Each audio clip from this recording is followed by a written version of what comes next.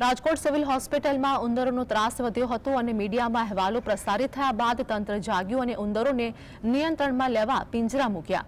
દવાનો છંટકાવ થયો હતો તો બીજી બાજુ એનિમલ વેલફેર બોર્ડના સભ્ય રાજેન્દ્ર શાહે સિવિલ હોસ્ટેલને ઉંદરો પકડવા મામલે નોટિસ ફટકારી હતી. તેમણે કહ્યું કે ઉંદરો સિવિલ હોસ્પિટલમાં અંદર આવે છે કેમ તે મામલે તંત્રએ પહેલા નિરાકરણ કરવું જોઈએ. ઉંદર લોકોને હેરાન કરે છે તે વાત સાચી, પણ તેને મારી ન શકાય. ઉંદરોને અન્ય જગ્યા ખસેડવા જોઈએ, મારવા જોઈએ નહીં.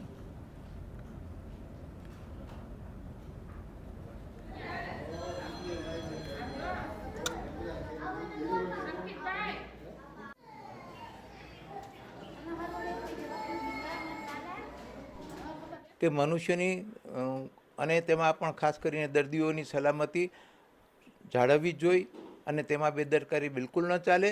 પણ મારી સાથે એ પણ એક માગણી છે કે આવા કોઈ પણ જ્યારે બનાવો બને ત્યારે તેનું અહિંસક રીતે એનો ઉપાય કરી અને નિકાલ લાવવો જોઈએ.